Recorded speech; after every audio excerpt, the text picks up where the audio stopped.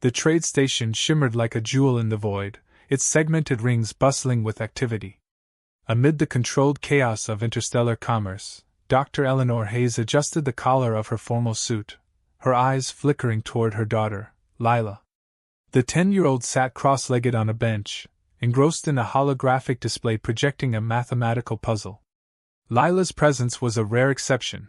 Earth's diplomatic protocols usually forbade non-essential personnel. But this mission had been deemed routine, an opportunity to establish rapport with minor alien powers. Dr. Hayes took a deep breath. The Galactic Empire had remained a specter in humanity's collective consciousness, powerful, distant, and uninterested in Earth. Yet, whispers of its expansionist policies and ruthless governance lingered. Earth's leaders, cautious and deliberate, had chosen a strategy of quiet observation. They maintained their sovereignty while carefully studying the interstellar order. Her thoughts were interrupted by a sudden shift in the station's artificial gravity. The lights flickered, and an eerie silence swept through the corridors. The usual hum of alien voices stilled as a mechanical announcement in the Empire's guttural tongue reverberated through the air. Dr. Hayes' translator earpiece activated, delivering the chilling words. By decree of the Galactic Empire, this station and all occupants are now property of the Crown. Eleanor pulled Lila close. Imperial ships, sleek and menacing, had appeared outside the station, their formation impeccable. Earth's modest diplomatic contingent stood frozen, disbelief etched into their faces. Alien merchants and traders, many of whom bore the resigned expressions of those accustomed to such incursions, began to file into designated holding areas. Resistance was futile.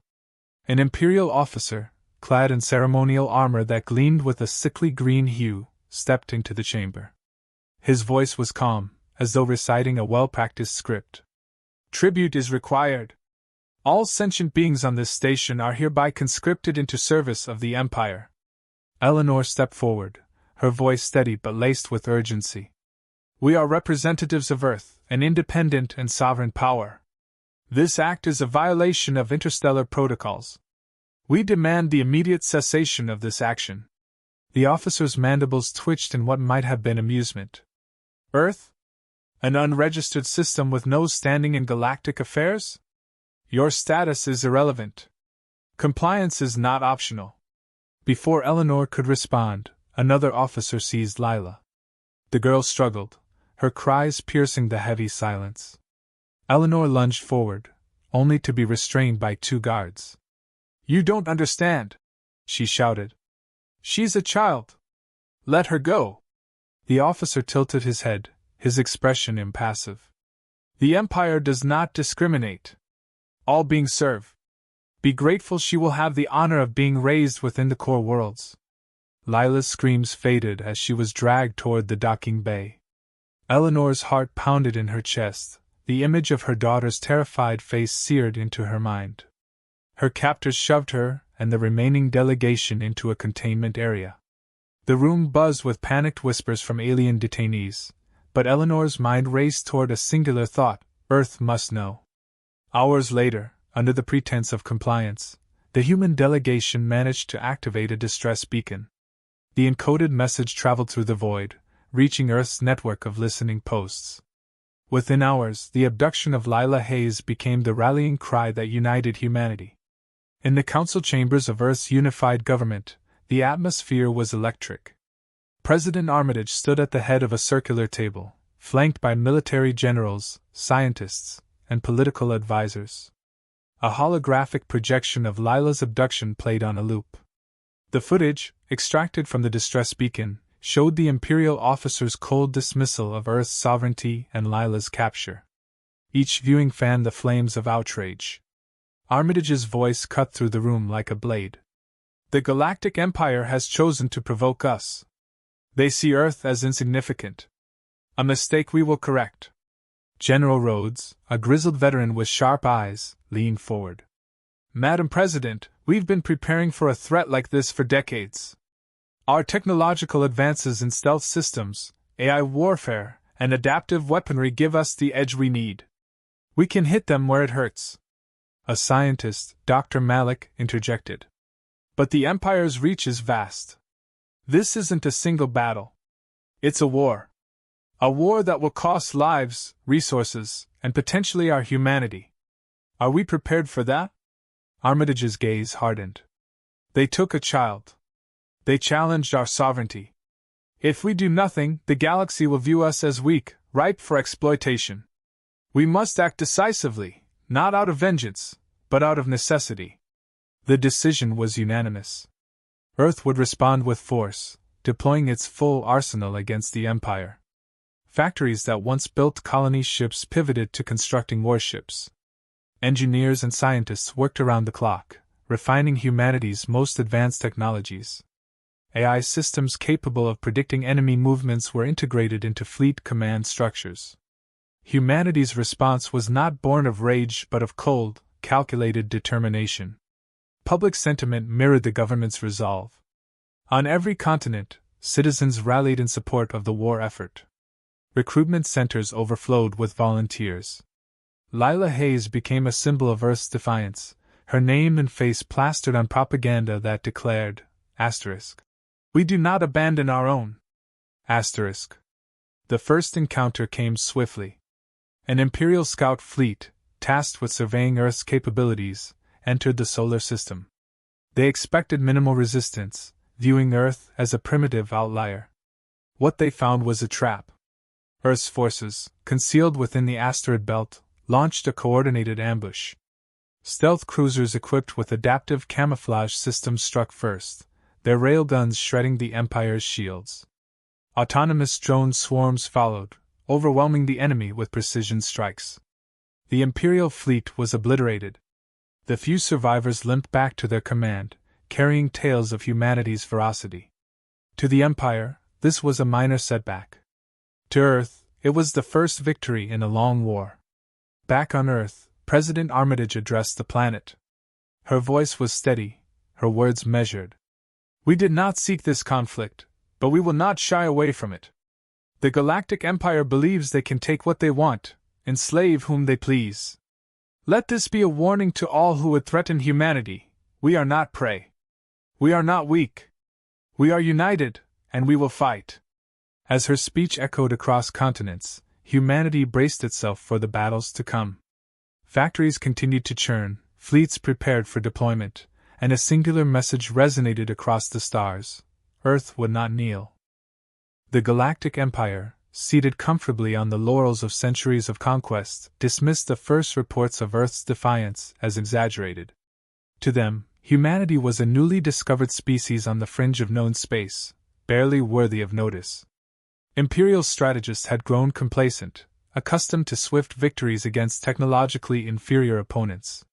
Reports of Earth's technological sophistication were brushed off as anomalies, the claims of a species desperate to bolster its perceived strength. The Empire prepared a standard response, deploying a reconnaissance fleet to assess and intimidate. As the Imperial fleet entered the Sol system, the beauty of humanity's homeworld was lost on them.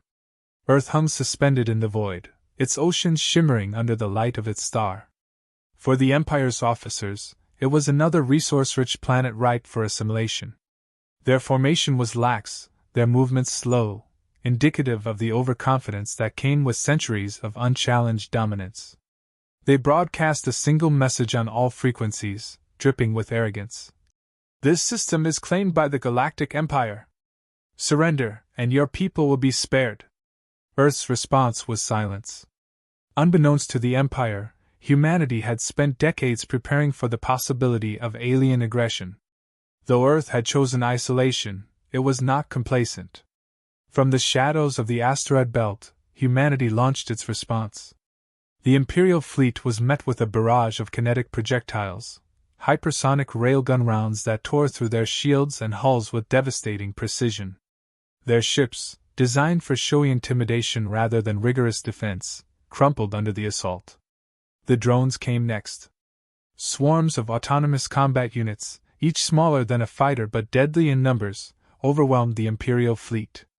Powered by quantum AI, the drones adapted in real time, exploiting weaknesses in the Empire's tactics. They were relentless, weaving through the enemy's defensive fire with mechanical precision, their strikes targeting critical systems. In minutes, the once imposing Imperial fleet was reduced to wreckage. The surviving Imperial officers, battered and bewildered, fled the system. What they brought back to the Empire was not just news of their defeat, but a chilling realization: Earth was no minor power. The humans had wielded their technology with the precision of a surgeon and the ruthlessness of a predator. The reports reached the Empire's capital, where the ruling elite convened in disbelief. They reviewed the footage, watching their once dominant fleet crumble under an assault they had neither anticipated nor prepared for. The Emperor, a being whose rule spanned centuries, listened in silence as his advisors debated. Some called for a larger invasion force, others suggested further reconnaissance. The Emperor, with the calm of one who had seen countless empires rise and fall, decreed, "Send a fleet, not to intimidate but to destroy. Show them the might of the Empire." As the Empire prepared its counteroffensive, Earth did not rest. The victory in the asteroid belt was celebrated, but it was not a cause for complacency. Humanity's military leaders knew the Empire would retaliate with overwhelming force. Preparations shifted into overdrive. The factories of Mars, initially designed for civilian manufacturing, were repurposed to produce advanced warships. Luna's research facilities pushed the boundaries of AI integration, developing systems that could predict and counter Imperial strategies. On Earth, a council of scientists and engineers unveiled a new class of ship, the Erebus-class stealth cruiser, capable of near invisibility in the void of space. These ships were not designed for direct engagement but for reconnaissance and surgical strikes deep within enemy territory. Alongside them, a fleet of Leviathan-class dreadnoughts, massive, heavily armored warships armed with planet-cracking weaponry, was commissioned. The most significant development, however, was the human mindset. The people of Earth were not merely preparing for survival, they were preparing for domination. The outrage over the abduction of Lila Hayes had unified a species known for its fractious nature. Artists, writers, and speakers fueled the war effort with impassioned calls to arms. A singular message spread across the planet: humanity does not bow. The Empire's retaliation came swiftly. A fleet of 200 ships emerged from hyperspace on the fringes of the Sol system, dwarfing the earlier reconnaissance force. These ships, gleaming with alien alloys and bristling with weaponry, represented the Empire's finest. Their arrival was heralded by another message: "The Galactic Empire does not forgive. Your resistance ends today." Earth's response was immediate. This time, humanity did not wait for the enemy to approach. The battle was taken to the icy moons of Jupiter, where Earth's forces had staged their defense. The Empire's ships, accustomed to fighting in open space, struggled in the complex gravitational fields of the gas giant and its moons. Human ships darted between the moons, using the terrain to their advantage. The first clash was brutal. Imperial commanders, still underestimating humanity's adaptability, ordered a frontal assault. Earth's forces responded with calculated precision, drawing the Empire's ships into traps. Stealth cruisers, invisible to the Empire's sensors, flanked their formations, disabling engines and targeting critical systems. When the Empire tried to regroup, they were met with orbital strikes from railguns stationed on Ganymede and Europa. The Empire's losses mounted, but they refused to retreat. Their commanders, bound by centuries of tradition and pride, ordered their ships to fight to the last. Humanity, however, fought with no such constraints. Their strategy was not to annihilate but to incapacitate. Captured Imperial vessels were studied, their technology reverse-engineered. Prisoners were interrogated, revealing critical intelligence about the Empire's hierarchy and military doctrine. As the battle raged, the true scale of Earth's ingenuity became apparent. Human ships, equipped with advanced AI systems, adapted to the Empire's tactics in real time. The Leviathan-class dreadnoughts demonstrated their might, their weapons capable of shattering entire fleets with a single volley. The Empire, for all its power, was unprepared for an enemy that fought with such precision and unpredictability. By the battle's end, the Empire's fleet was in ruins. Earth's losses were significant, but the message was clear: humanity was not to be trifled with. The survivors of the Imperial fleet, limping back to their territories, carried stories of Earth's ferocity. The Galactic Empire, long accustomed to unquestioned dominance, faced an enemy unlike any it had encountered before. On Earth, the victory was tempered by the knowledge that the war was far from over. Humanity's leaders understood that this was not just a fight for survival, but a fight for the future. The Empire's defeat at Jupiter was a warning, but it was also an invitation. Earth's forces began preparing for the next phase of the conflict, knowing that the Empire's true strength had yet to be unleashed. Meanwhile, whispers of rebellion spread across the galaxy. The Empire's client species, long oppressed and subjugated, took note of Earth's defiance. For the first time in centuries, the galaxy glimpsed the possibility of resistance. Humanity's war was no longer just its own, it was becoming a beacon for the oppressed, a symbol of defiance against tyranny. The defeat of the Empire's fleet near Jupiter sent ripples across the galaxy. For the first time in centuries, the Galactic Empire had been challenged and humiliated. The loss was not only a blow to their military might but also to their reputation, the foundation of their dominion. The Emperor's council convened in haste, their once calm demeanor replaced by a palpable unease. The footage of human ships dismantling their fleet played on loop, dissected by the Empire's analysts. Yet the conclusion remained the same: Earth was not an isolated anomaly. It was a threat.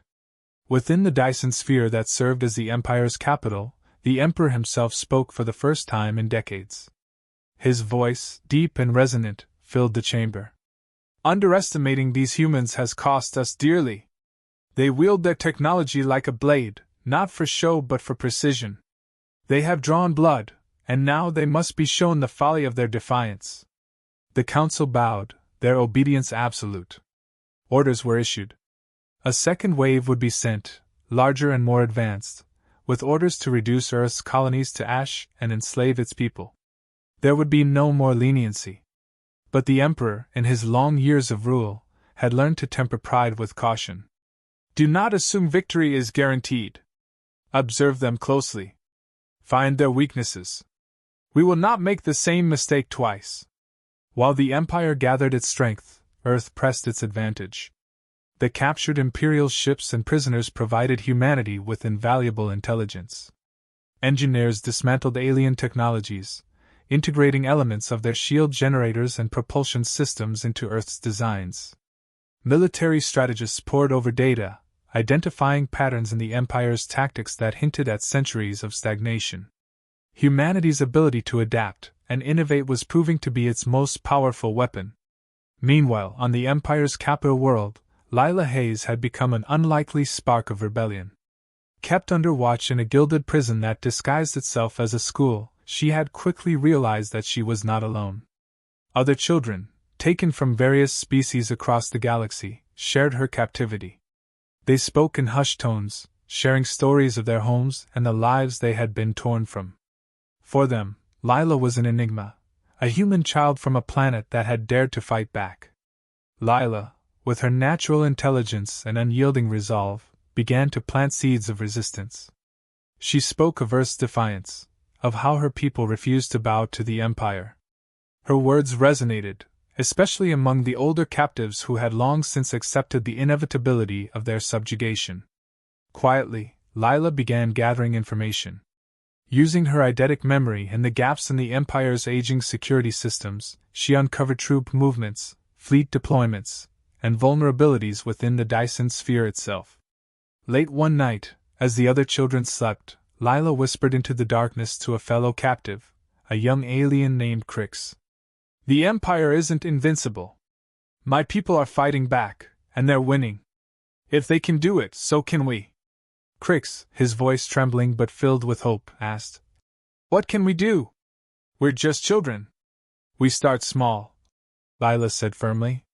"But every small act adds up. The Empire thinks we're weak. Let's prove them wrong." Her message reached Earth through a secret channel, a desperate gambit that succeeded only because the Empire had grown complacent in its technological superiority. The data she transmitted, encrypted coordinates and fleet compositions, became the keystone of Earth's next move. Humanity's leadership knew they could not wait for the Empire to strike again. Offensive operations began to accelerate. Stealth cruisers infiltrated deep into Imperial space, targeting supply lines and critical infrastructure. Entire shipyards were sabotaged, their production lines rendered useless. Drones swarmed outposts, crippling communications and sowing chaos. The Empire's vastness, once its greatest strength, was turning into its Achilles heel. It was too large, too cumbersome, and too dependent on outdated systems to respond effectively. Earth's leaders, however, grappled with a moral dilemma. The war was escalating, and with it, the temptation to use their most devastating weapons. The Planet Cracker missile, capable of annihilating entire worlds, was ready for deployment. The scientific community was divided. Some argued it was the only way to ensure humanity's survival. Others warned that deploying such a weapon would mark humanity as no different from the empire they sought to defeat. In a closed session, President Armitage addressed her council. This war is not just about protecting Earth. It's about what kind of people we want to be when it ends. If we destroy entire worlds to win, what will we have left of our humanity? General Rhodes, ever the pragmatist, countered. If we hesitate, we give the Empire time to regroup. They won't show us the same mercy we're debating now. Do we really have the luxury of moral high ground? The room fell into tense silence. The decision was deferred, but the debate lingered, casting a shadow over every victory.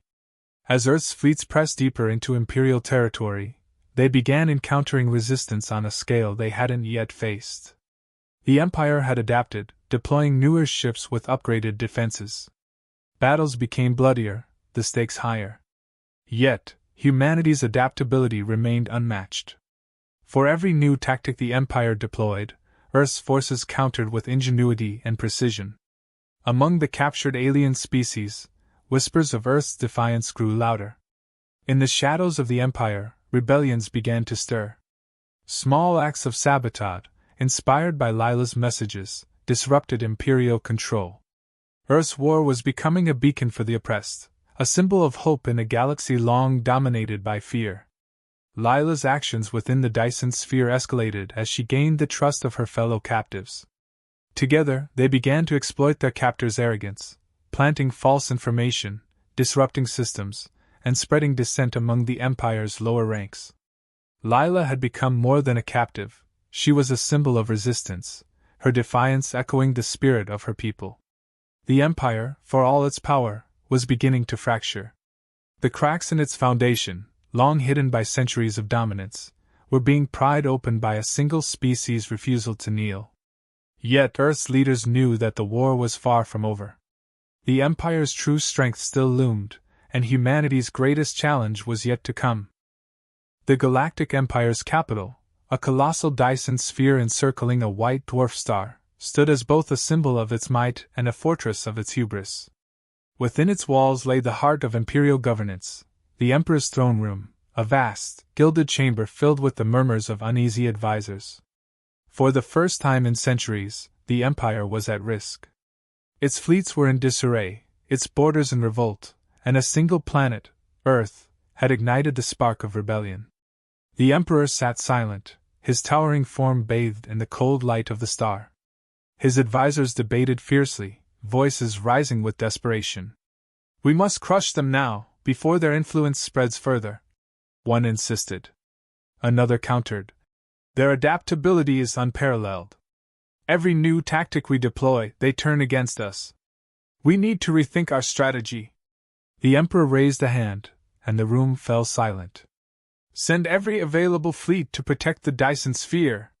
Humanity has proven its capability to wage war, but they will falter when faced with overwhelming power. We draw them here, where our might is absolute." While the Empire consolidated its forces, humanity prepared for the endgame. The intelligence Lila had smuggled out provided a clear picture of the Dyson sphere's defenses, a network of automated turrets, a fleet stationed within its orbit, and a command structure centralized in a single vulnerable hub. It was an audacious target, but Earth's leaders knew it was the key to toppling the Empire. The Dyson sphere was more than a military stronghold, it was the symbol of the Empire's invincibility. If it fell, the Empire itself would crumble. President Armitage addressed the combined fleet in a message broadcast across the solar system.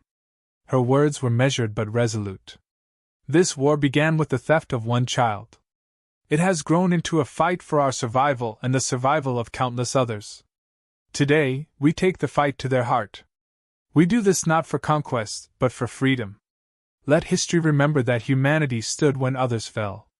The fleet departed, a coalition of human warships and vessels from newly allied species emboldened by Earth's defiance.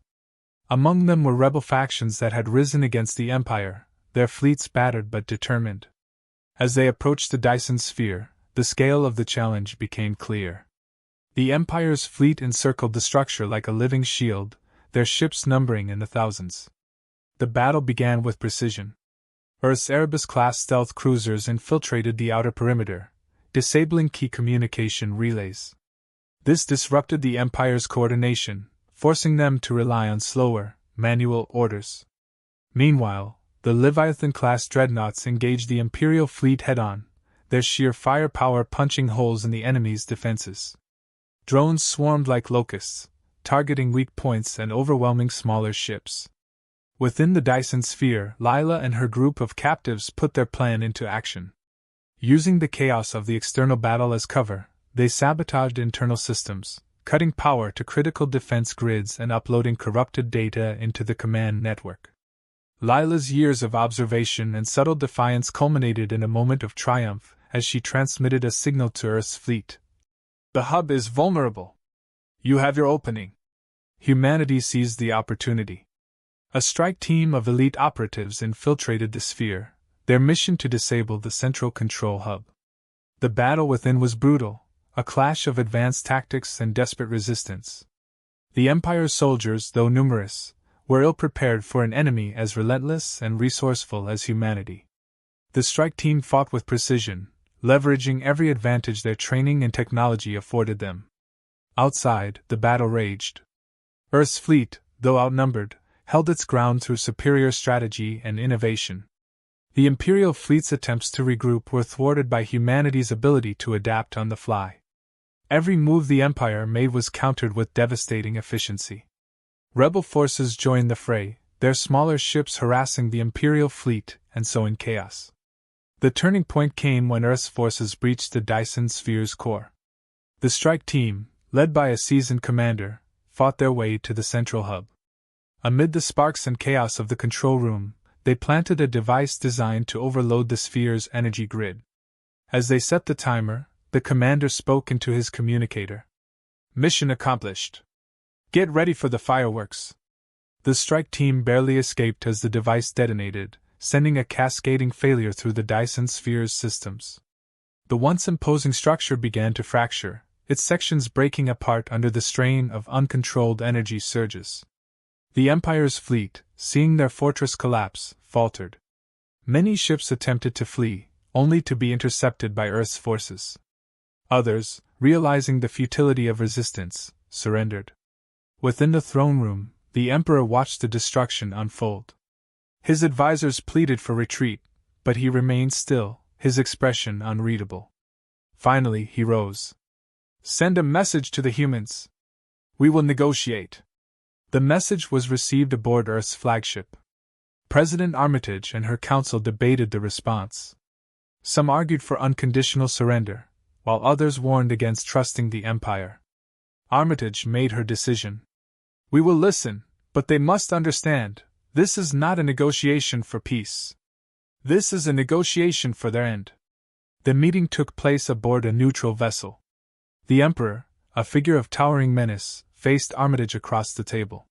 His voice was steady but edged with desperation. You've proven your strength.